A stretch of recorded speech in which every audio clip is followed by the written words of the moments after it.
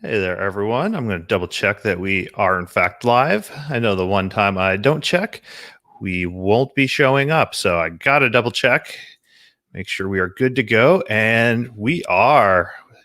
I see my lovely face with my great pandemic hair going on. Um, so, hey there, I am Jason Logston, and this is Exploring Sous Vide. We're all about helping you get the most out of your sous vide machine while talking to some of the biggest names in the industry. I'm excited today. We have one of the greats. And when people think of sous vide, they usually think of water baths and circulators, right? And they often skip over the vacuum part. And that's a shame because a vacuum sealer can do a lot more than just bag a piece of meat, though they are very good at that.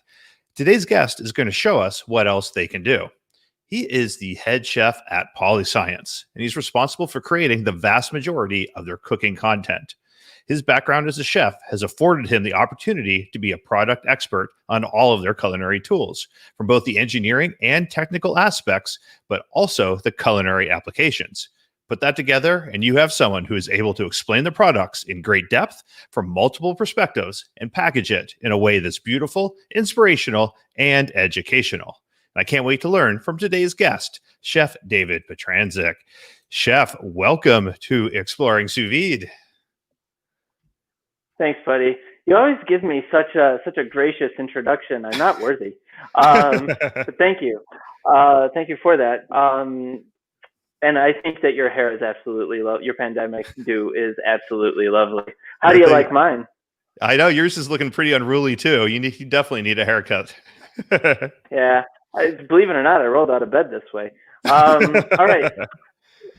So I wanted to do a quick intro because this is a special episode. Normally, everyone has to listen to me ramble and ask questions and berate our guests, but today you're coming on because PolyScience has a new piece of equipment, the MX2 Infuser, and you're going to show us a lot of the capabilities. You're going to demo it, and we are just going to be checking out all the amazing things that you're doing. So it's a nice special episode. I want people to kind of appreciate that it's not just a normal interview. So the people listening, say hello. We got Kevin says hello, Huggy Bear. Nice to hear from you, Kevin. It's been a while. We got Judy Jones. She says the COVID hair looks great on both of us. Thank you, Judy. She's my aunt out in Minnesota. We got my mom on. Says, hey, Chef David. Mike Lashardy is here, my co-founder. We got Allison, one of our regular listeners. How's it going?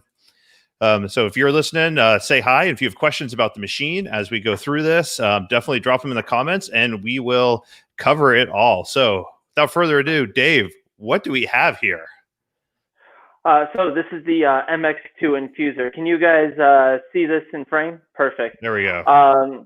Actually, the screen, it looks like is going to be blown out, but we'll do the best that we can with it. So this is the MX2 Infuser. This is our latest product that we're releasing. This here you see here is in stainless steel. This is a very early model. The models that we are selling, if you go to our website, polyscienceculinary.com, they are matte black stainless steel because they're super cool. Like, why not, right? Well, who else is making matte black vacuum sealers? We are. That's right. I guess I should talk about that for just like a moment. I think that commercial kitchen equipment has this like unspoken rule that it should be ugly somehow, that it's just like it's just like a bent sheet metal. Everything is a box and it's just sheet metal and all of that. And certainly it has its efficiencies and its durability and things like that. But there's we kind of look at design as something like there's no reason that something that's an object that has a function can't be an object of beauty as well. So we always like to take that little extra step with the design. So we've got these available in matte black. They're available for purchase for purchase now. So the first thing I want to do, and I'm really hoping that the sound of the pump, it is pretty quiet. But I'm going to hope that it doesn't rattle the table or anything like that, because we're going to make some. Actually, you know what? Maybe I won't even run the cycle just for the sake of the audio. We'll try it, and if Jason, you'll alert me if the sound is obnoxious, and then we'll just cut the cycle, because TV magic, I've got the end product ready to go. I've done this once or twice before. So, all right, so we're gonna make some raspberry gin. I want to do this because ideally it'll be ready for the somewhere nearish the end of the show. It takes, I think, about like 10 to 15 minutes for the raspberry gin cycle that I have programmed to go. So we're gonna start with a demo. So you program an entire cycle to make the raspberry gin. Oh yeah, this thing. Okay, so we'll get to them. Actually, I don't have it in my notes of features of the MX2. So the MX2 comes with a ton of presets. It comes with 24 user customizable programs, and then it's preset for sous vide, packaging, infusion, marination, and then there's the programmable category. So within sous vide, you've got formed like meatballs or burgers.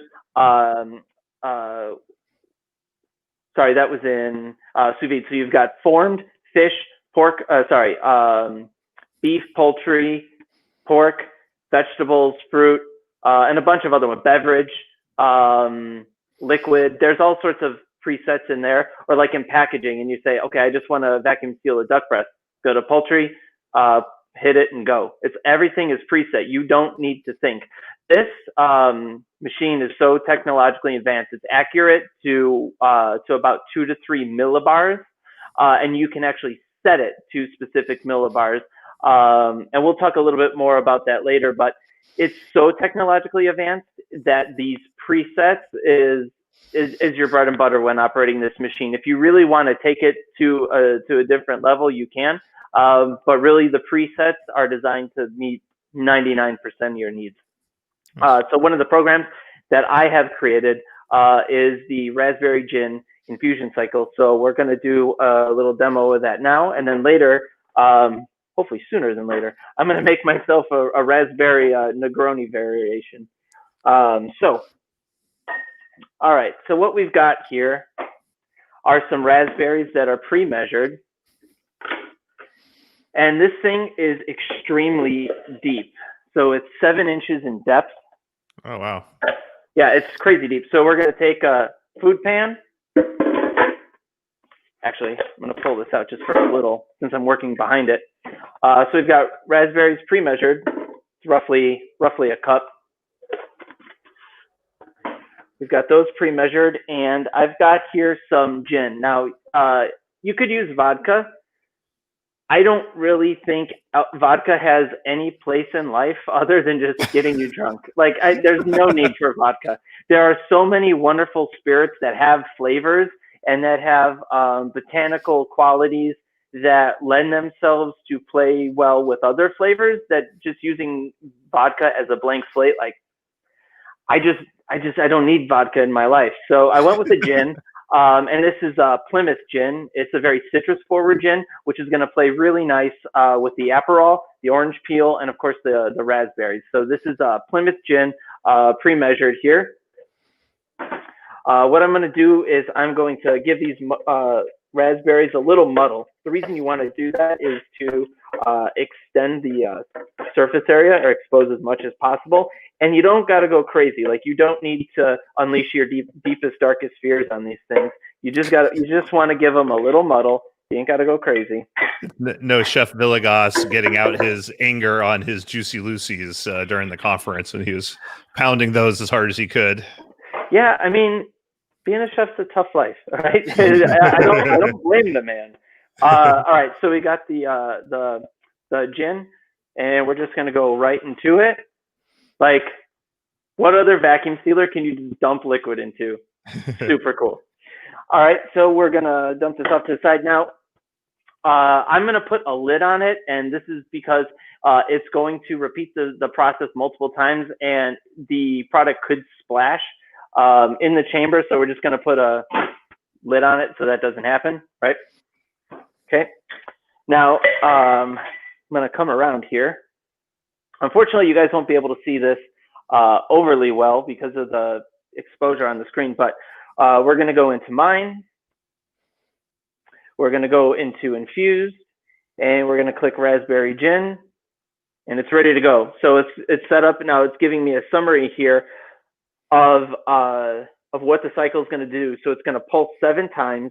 it is going to extend the vacuum once the algorithm and humidity sensors are triggered by the boiling of the alcohol.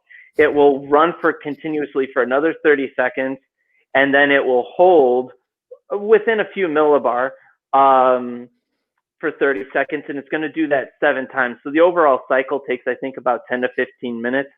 Somebody's going to do the math on that and tell me how wrong I am. But we're going to get Kevin's on it. Yeah, he popped in my mind when I said that. Kevin, I do love you. I do love you. All right, so I'm going to hit go. And Jason, please be truthful with me. If the sound is obnoxious, we can just cut it because I do have some finished product that I can show you guys. So we're just going to get that going. How is that? Is that too loud? That is a lot quieter than my vacuum machine is. Yeah. So what kind of vacuum machine do you have? I have a VacMaster. What kind? VP 210, 215. Those are the most common. The 210. Okay. So the reason for that is that the VP 210 is a dry piston pump. The VP 215 actually. So it sucks that you guys can't see this from where I'm standing. The alcohol is boiling rapidly within the chamber, and actually we're going to try something here for the sake of science. Ooh, awesome. Hang on, let's see it. Can you see that? Can you see it? It looks like noise, but it's not. That's actually boiling. So the alcohol is boiling, and then once the humidity sensors and algorithmic controls are triggered by that boiling, it starts a 30-second timer and continues to pull vacuum.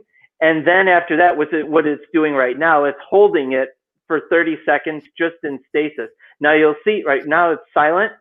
Mm-hmm. It'll kick in every once in a while. Now it's releasing, and now it's pulling again. So it's going to do this 7 times, and that's how it creates this infusion. But what's unique about this is that it's triggered by that boiling point. So we're going to let this go. Sound is fine. We're fine with it running. It's crazy quiet. We got a few more people jumping in and saying hi as well. We got Darren Wilson coming in from the Firewater podcast. Always great to see him. I got one of his shirts. I'm excited by. He sent me one, so I'm going to be rocking that at a few on. We have Cole Wagner joining us from Inova. How's it going, Cole? Glad you could join it. Got Richard Jensen, who's also a normal contributor and listener. How's it going, Richard? So you said the cycles go on and off by when it actually senses the boiling of the gin inside the machine. Yes, and the reason we'll talk more about that. We'll talk about that at nausea. What I wanted to say about the sound. So the VacMaster VP 210 is a dry piston pump, right? So it creates like a running sound because it's dry. This is a DVP. This is a commercial grade unit. Obviously, it's a beast, but absolutely home enthusiasts as well can use it. This is a DVP oil piston pump, and that's really what you need to reach low millibars, and also to be able to flush any moisture that accumulates in the pump out of it. And like the VacMaster VP 215 is basically the oil version of the 210, and it has that much more of a humming sound as the pump runs. So let's dive into the unit itself. We're gonna let the raspberry gin go. I've got we'll talk about some features. We'll talk about some foods and some techniques. And then we're gonna make a cocktail. And I am the busiest man that you know. I have another meeting behind this. This is my 5th or 6th meeting today. So we're gonna get to it. So the MX2 we call it a vacuum infusion chamber. So it runs on a vacuum pump, and while it can vacuum seal foods, you would be wasting its talents if that was all that you did with it, which would be sad, because it has the ability to infuse, compress things, marinate things, brine things, dry. You can do dry brine. You can make cold brew coffee in it quite rapidly. That one works really well.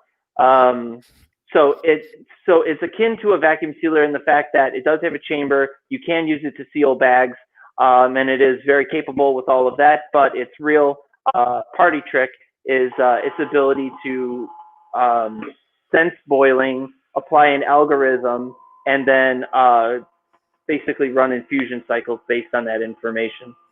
So let's do some features and some specs of it, because I feel like the vacuum sealer market is like just who's got the bigger engine. Like it's everybody wants to talk about their size and their power and all of that, right? So like I've got that, and we're going to talk about them.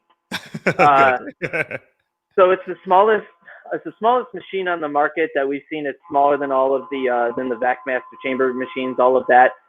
It's about 30 pounds less than one of those. This clocks in at like 45, 50 pounds, I believe it is. So it's pretty light.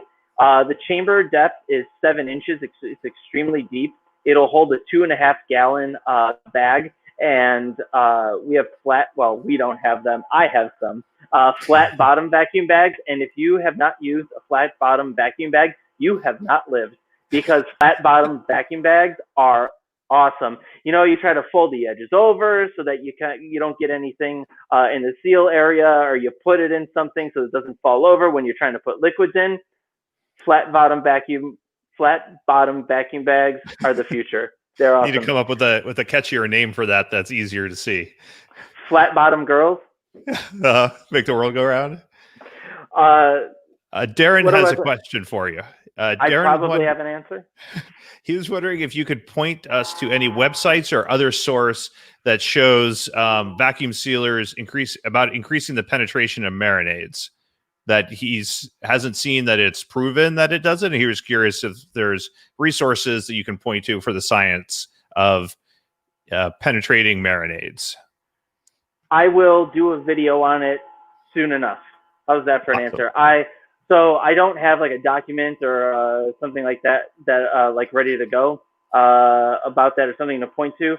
The president of Minipack, who I have been working on this project with, has done plenty of testing and all of that, and I have some ideas as well to show it its capabilities in that regard too. So it's coming, Darren. I promise you. There are reasons that you would do it. Cool. All right. So in terms of the pump, again, it's a CUL approved, so approved for commercial use, CUL approved oil DVP pump. And what's unique about this pump, and part of the reason that this pump is so expensive, is because Minipack has worked with DVP to create internal components that are coated to resist rusting. So when you're using an oil pump, the idea of that is that you will be able to flush out moisture from the pump and other contaminants that might have made their way into the pump. But this pump specifically is coated internally to resist rusting, so it extends the life of the machine. Cool. Okay, so the lid. We'll come back to the lid when this cycle is over. You can remove the lid with one screw for easy cleaning, which is super cool. And it operates on a tension system, so that when you open it, it'll hold itself at any angle that you choose. So you open it and then it goes wham. Well, that is let me tell you, that is the easiest way to break a lid on a vacuum sealer, or like flinging it open. And with this, it's not possible.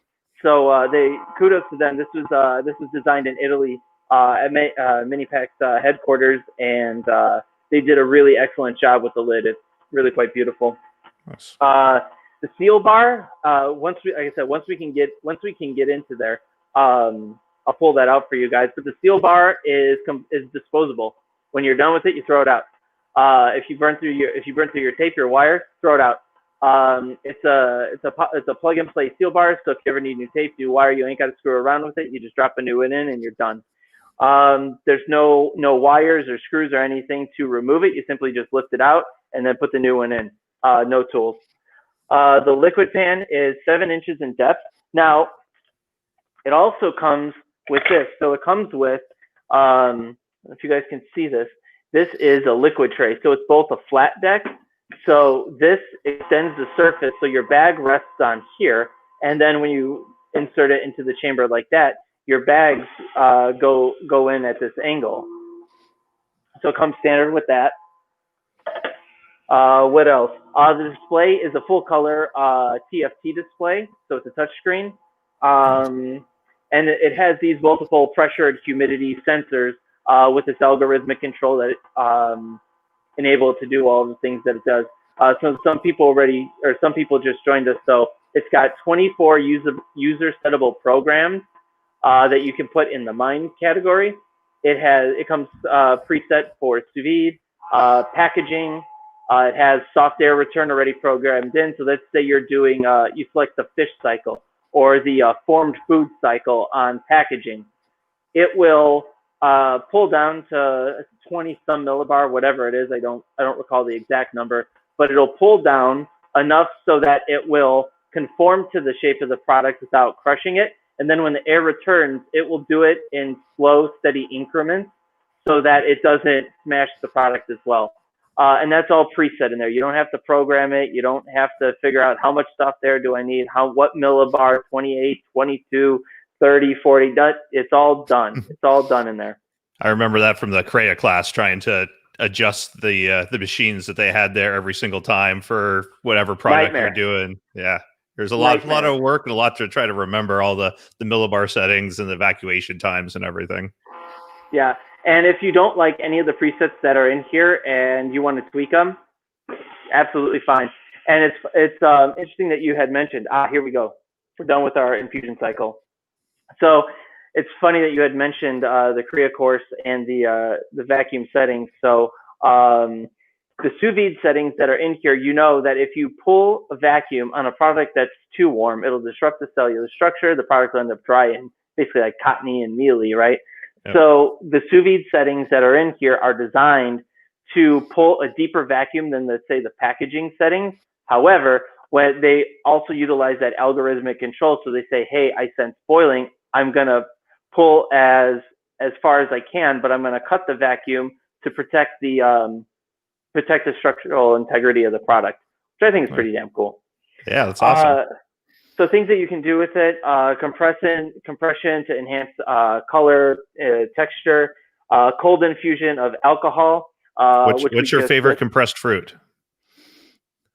Favorite compressed fruit? Pineapple. I like compressed pineapple. I think pineapple compressed with like a spice syrup, like a Chinese 5-spice syrup, is really nice. Or if it's more available to you, if you do like a pumpkin pie spice and make a syrup with that and infuse it in a pineapple, that's really nice. How about yourself? I like the watermelon a lot. I know it's a classic or whatever, kind of boring one, but I always enjoy that, especially with like a mojito, putting that in the bag. And so you have like mojito, watermelon, with a little bit of mint, and serve that at parties. Yeah, I'll do with the with like pineapple. I'll compress it with a spiced syrup, and then just gently warm it like low 60s in a vacuum bag, and then serve it with like vanilla ice cream or like canela that or whatever, cake, something like that. So it's a versatile thing, or you could just garnish a cocktail with it because the enhanced texture, the enhanced color are nice. Actually, my earliest memory of seeing compression, I was staging at a restaurant. It was if you know Graham Elliott, he's a TV personality chef. He was cutting his teeth here in Chicago at a restaurant called Avenues, where he became famous for the Lollipop. And then he opened a restaurant called, I think it was just called Graham Elliott. I think it was called Graham Elliott or Elliott. And they were doing a lamb gyro, at that time it was very cool. I'm talking 17 years ago. It was very cool to do deconstructed dishes, and they were doing a deconstructed lamb gyro, and it was this lamb chop and some like shank meat that was spiced with gyro spices, and then there was some crisps on it that were all sort of frilly and beautiful, but it had compressed watermelon, cucumber, red onions, and they were all pickled as a salad across it. And then it had like, you know, garnish with like micro oregano and things. But it was really beautiful. And like every time I think of like a beautiful like compression thing, I think of that dish because it was just really striking. You can do infused vinegars in here. So here I have a blackberry and lemon vinegar. So what we do here is we take the blackberries, and again, you just gently muddle them. You don't need to go to town on them. Just give them a gentle muddle. Zest the lemons with a microplane, and then I slice the whole lemon very thinly, between like an eighth and a quarter of an inch, and just slice it, and then throw those in there. I don't even muddle those. I just kind of throw it in. White wine vinegar, a touch of sugar. And this is a really beautiful vinegar. You can do this in about 10 minutes, and it's ready to go. What else? Infused olive oils. I have some infused lemon oil. So I did the same thing here, where I zested the lemon with the microplane, cut the lemon in like eighth of an inch rounds, and then throw it in the olive oil, run an infusion cycle, and that's that. There was also a little bit of rosemary in this one, if I recall. What's your favorite use of infused vinegars? Salad. I'm a veggie kind of guy, so I do a lot of salad. Or I roast vegetables and then toss them in a vinaigrette. Vinaigrettes, I think, are underutilized. If you do, even if you do a saute of vegetables, or you do roasted vegetables, even raw vegetables, especially raw vegetables, tossing them in a vinaigrette just makes them pop. So after you do your like roasted carrots or something like that, hit them with rosemary vinegar, right? So acidity. As a chef, when I started to develop my palate, the way I built it first was salt, and then being able to say, okay, well, now I need to balance salt with bitterness, and then I would add vinegar. When you can't add more salt, add vinegar, and then being able to use sugar in savory applications. Like let's say you're doing a corn soup or a carrot puree or something like that. A little bit of sugar in that puree will enhance the flavor. You don't want to make it sweet. You just want to enhance the natural sweetness of things. So being able to use salt, then able to accent bitterness, learn how to use acidity to enhance salinity, being able to add sugar, and then finally umami. But I cook with a lot of acid. My palate loves acid. So I do a lot of vinegars. Nice. What else we got here? So you can do oleosaccharum. You could do bitters in this machine, shrubs, beverages. You can do coffee and tea. There's this. So one of these ball jars. This is what is this? This is a quart. This is a quart ball jar, and this is an ultra fine mesh cold brew coffee filter. So you literally just drop it in, put your coffee grounds here and your water, and run a cycle, and you've got cold brew coffee concentrate, which is super cool. Awesome. So I do that a lot. What else? Spa water. So that's what I do a lot of spa treatments. If you didn't know, I could tell. Yeah, it looks like that. So Mini Pack. They were doing these for NRA, National Restaurant Association show a few years ago.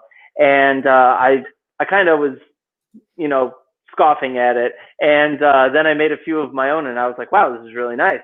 So for example, take strawberries and slice them with cucumbers, a little bit of basil, run an infusion cycle in it in water, and then we'll bottle them. You can get from like McMaster. If anybody buys vacuum bags in bulk here, you've probably come across McMaster, or anybody who works in manufacturing industry, you know who McMaster is. And you can get anything from McMaster, but you can get a little plastic like juice bottle that has a like a safety top on it, like that's got like a milk carton. You can get those from McMaster.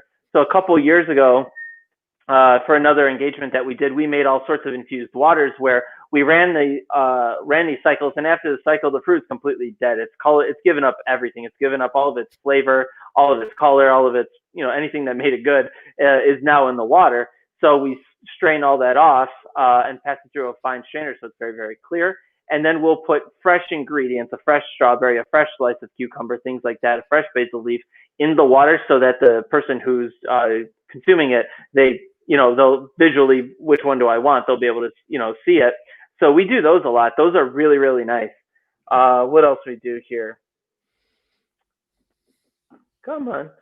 Marinate and brine. And then it's preset for sous vide and packaging as well. So I want to show you guys this because now the lid is open. We're going to take the lid off. That's it. That's how you take the lid off. It's that simple. So you can get in there, wash it, clean it like that. Anything, if you do make a mess if you spill something, let's say, in the chamber, because you will not make a mess because of the humidity and algorithmic controls in here, it will not boil over. It can't boil over, program not to. But if you were to spill something in here and you had to clean it, the lid easily comes off. So just slide this back in. And then as I was talking about, it's got this tension system. So however you set it, or when you lift it, it stays there. That's maybe one of my absolute favorite things. Now, also back here, you guys can't see it from this angle, but it holds vacuum bags. So it has behind the lid, it has like a little reservoir, and the vacuum bags come in a cylinder, and they just stay with the machine, which is pretty slick. So what about? Oh, and then the seal bar. So that's it. You just lift it out. This is disposable. When you burn through your wire, your tape, you simply just throw this out. Nice. Kevin was wondering, have you tried any THC infusions? I don't actually think that would work. We've explored THC infusion for some other projects, and I don't honestly think it would work. I don't know too much about cold infusion of THC. Like, there are vacuum ovens and other tools under vacuum that are meant for working with cannabis, and I don't know enough about them, but my best knowledge of it is anything having to do with heat. So have not tried that. Kevin, you can buy an MX2 and then let me know all about that, and I'm more than happy to publish your research. I wouldn't test it. I would only publish your research. Of course. All right. What else here? All right. So let's talk about these cycles. I want to talk about the infusion cycle and the marination cycle, and so if you guys can see this, our gin, which once was clear, is now totally red. And it's all these raspberries had given up their goodness. The raspberries are almost a little white and pasty. Everything that was once good about them is now in that gin. So I want to talk about the infusion cycles and the marination cycle. So the one that I use the most is the infusion cycle. That's the most helpful for me. So it operates on a number of pulses. So does the marination cycle. But their pulses are different. So in the infusion cycle, it consists of air out, followed by plus time, followed by holding time, followed by an air return. So first it pulls the air down to very low millibar. Once it senses that the product is boiling off liquid, it will apply algorithmic controls to sustain the boiling. If it gets out of control, it'll back off, but if it can go harder, it will. And then it will start however much time you want to program, usually between like 30 and 60 seconds of plus time is good enough.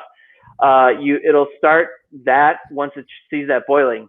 After that plus time, where it's pulling vacuum, whatever vacuum level that it's at, however many millibar that it's at, it will keep it within like 2-3 millibar. It will just pull enough vacuum. You'll hear it kind of like pulse. It'll turn on and off very quickly just to maintain that vacuum and that boiling, which allows the liquid to move in and out and kind of sit in that expanded cell structure of the product.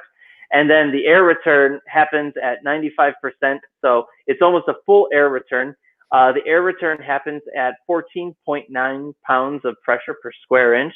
So it's like banging the food with a hammer, and it forces all the liquid back out of the product, but it keeps a 5% vacuum just so that the lid doesn't open. And then it does however many cycles you programmed it to. Usually, if you're trying to figure out, like, if you're trying to make your own infusion cycles, again, it comes preset for beverages, oils, alcohols. It comes preset for all of that stuff.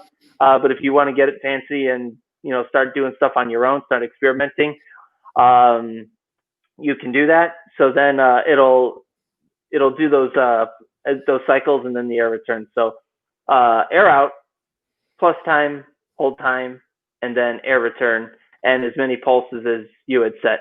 About 30 to 60 seconds of plus time is what you need, about 30 to 60 seconds of hold time, and then 4 to 6 cycles will usually get you a good infusion. And really, that's all just based on taste. So marination.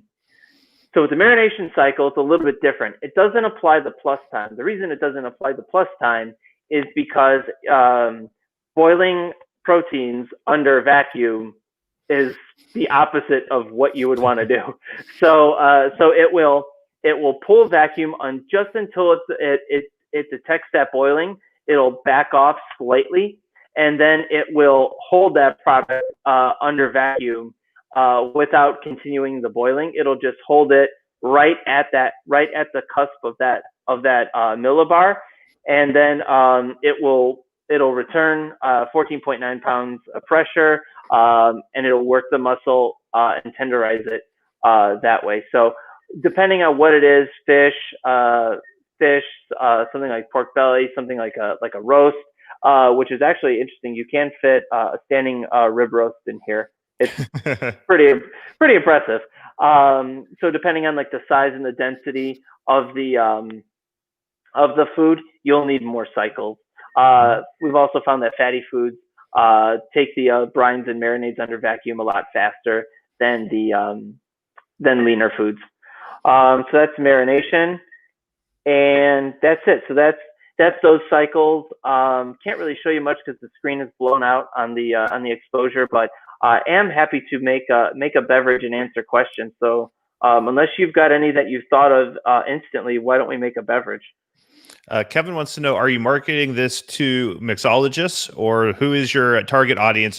Who do you think is just silly if they haven't bought one of these for their... Absolutely, mixologists, without question. So I don't want to give away any names just yet, but there's a lot of development work done by a very, very notable mixologist who's known for working with our tools. That should give enough of a hint away to people who are in the know, but very good friend of mine. They're doing a ton of development work, everything from making cordials to syrups to just infused spirits to whole cocktails, and then also now with the being COVID pandemic, they're doing packaged cocktails and stuff like that as part of their program. So they're doing a ton of work with this. So I think the person who would be silliest not to purchase one of these would be a mixologist, without question. But again, it's totally capable. The price point is $2,000. So it is expensive, but it's within reach. Like, I don't know, I'm a photography enthusiast, and I've got a 5D Mark IV. It's a several $1,000 camera, but I use it enough and I'm knowledgeable about it enough that it made sense for me to buy it. And for people who are home sous vide enthusiasts and are knowledgeable about it, want to take the method further, take their skill set and their capabilities further, we think it's in reach. Certainly an awesome machine. And you guys will see it in San Francisco next year at the ISBA Summit. Looking forward to it. What other questions you got? Yeah, if anyone has questions, make sure you drop them in the comments, and I will pass them along to Dave. Kevin wanted to know, he said, so there's no need to chill the protein below 50 Fahrenheit before vacuuming. Is that true? Or should you still do that? It just will shut off if you try to do it above that.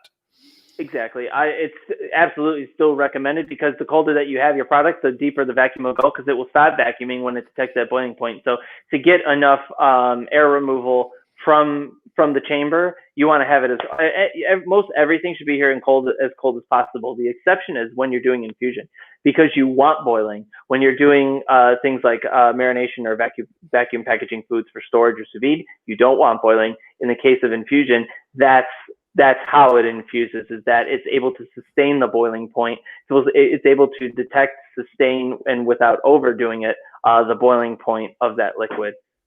Yes. So what are you making for us here? So I'm going to do a Negroni variation. So I've got some raspberry gin. I used just like this raspberry gin that we made. So Plymouth gin, it's got some citrus tones. Did the vacuum infusion cycle. And then strained it through one of these fine filters. These things are unbelievable. They get the clarity you get out of one of these things is so awesome. You can find them on Amazon, super easy. Just look up stainless steel cold brew coffee filter or mason jar coffee filter. You'll find them. So just use one of those, and that's it. So this is just some raspberry infused Plymouth gin. So we're going to keep it casual today. Not going to pull out the mixing glass. Just going to do it dirty, and we're just going to mix directly in the drinking glass. So we're going to do 1.5 ounces of our raspberry infused Plymouth gin. So we got one. If anybody is interested, the jigger that I'm using here is Cocktail Kingdom Leopold jigger. If you make cocktails at home, Jason, if you don't have one of these, buddy, you should. This jigger is graduated on the inside for precision. It's got quarter ounce, half ounce, 3/4 ounce measurements, and then the top is 1. And then on the reverse side, full is 2, and then it's got a line for 1 3/4. So if you don't have one of these, You said that's Cocktail Kingdom? Cocktail Kingdom Leopold jigger. Barfly Mixology, those are also some good folks. Barfly is the mixology division of Mercer Culinary. They're kind of like a jack of all trades of culinary tools. They make knives and various other chef tools, and Barfly is their mixology arm.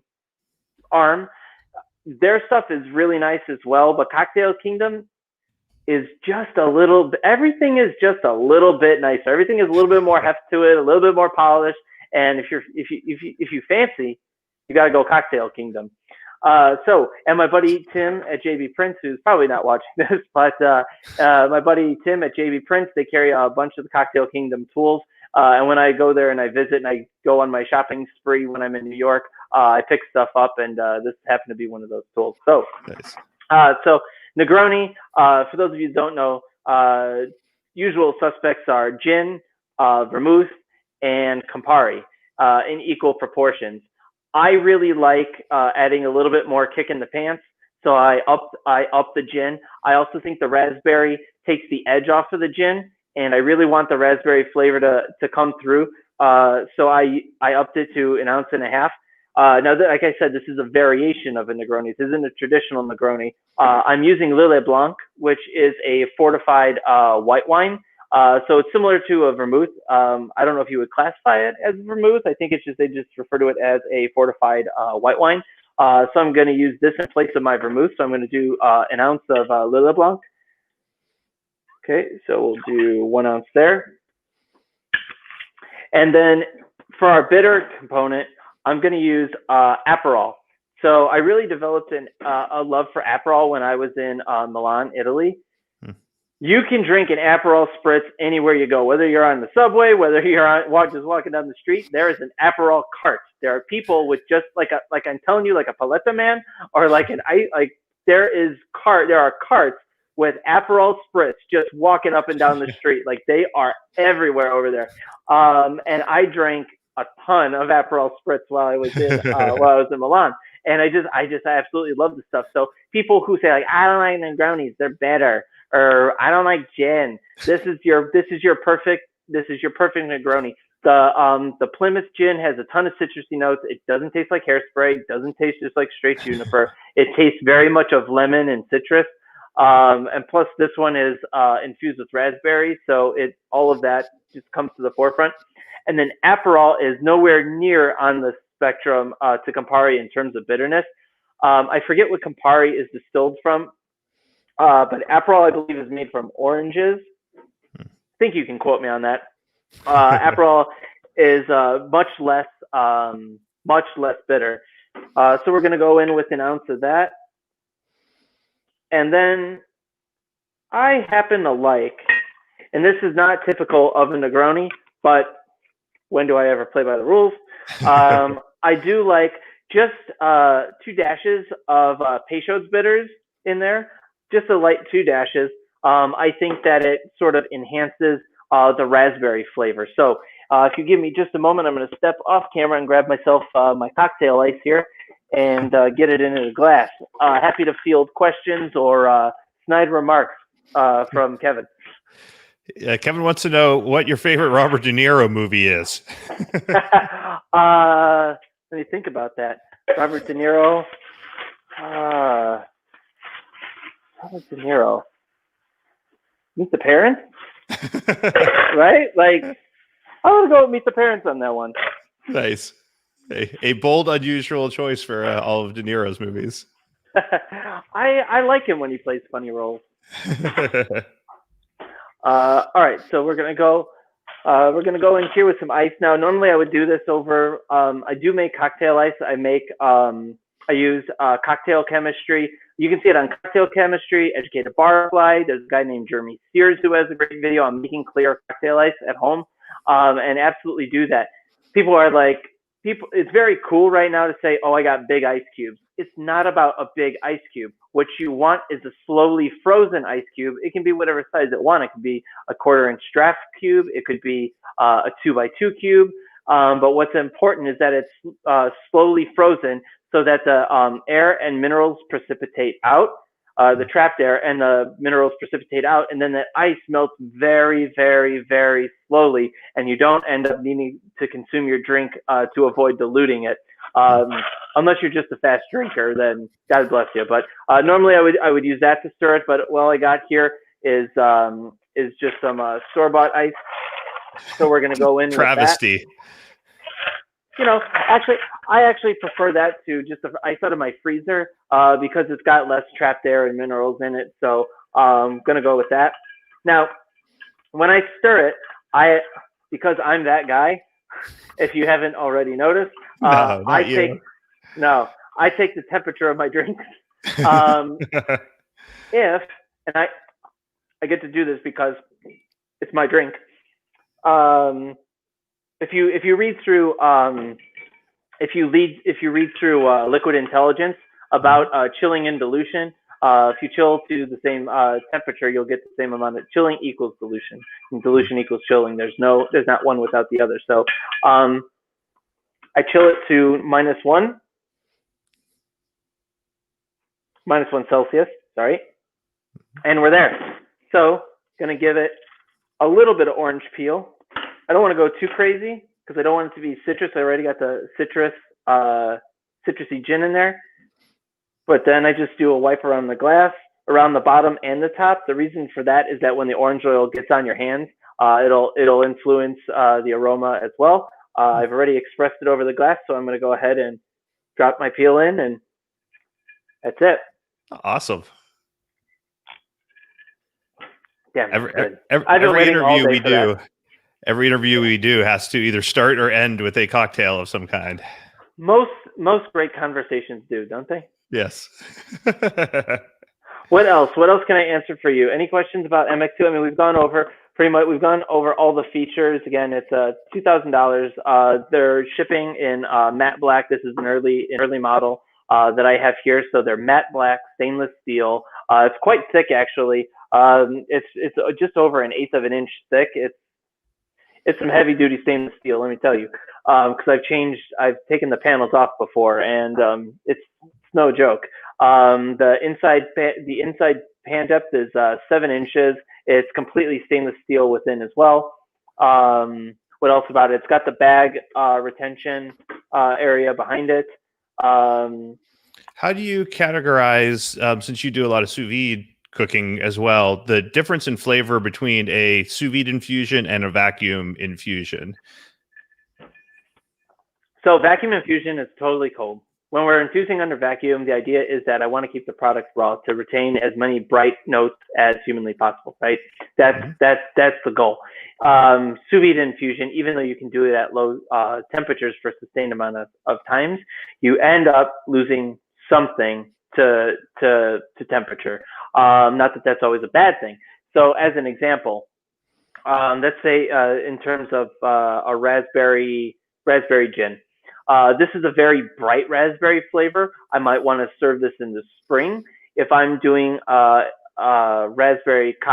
cocktail with raspberries in the fall, and I want like a deep, dark, jammy flavor, maybe I'll switch over to sous vide for that because I can use an elevated temperature to get some cooked fruit flavors out of it. Whereas here, I got something that's very light and bright. Like this tastes like a fistful of raspberries. Other things you just don't want to heat, right? So mint, like I do mint infusions in here or in like an EC whip. I'll make like a mint syrup. I love mint juleps. They've been my jam for.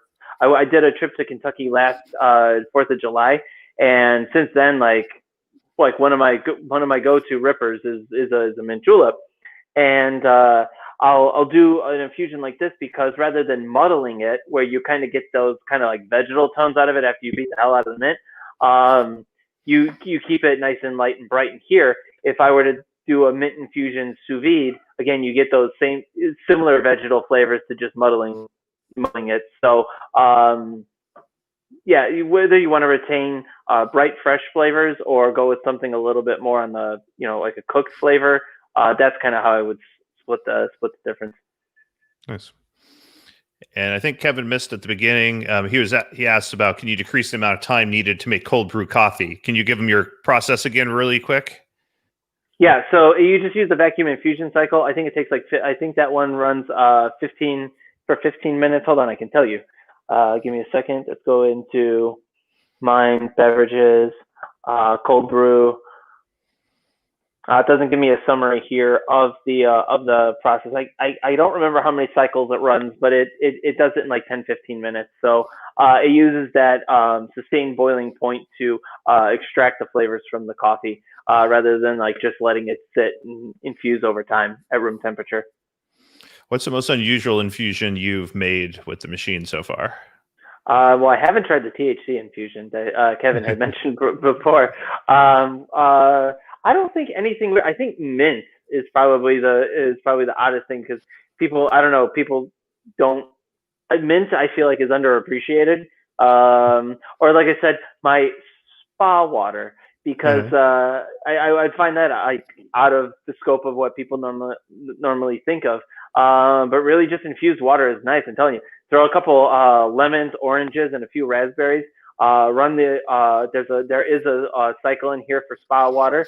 Run that cycle and then bottle up, put it in jars, and I'm telling you, it tastes absolutely delicious. Awesome.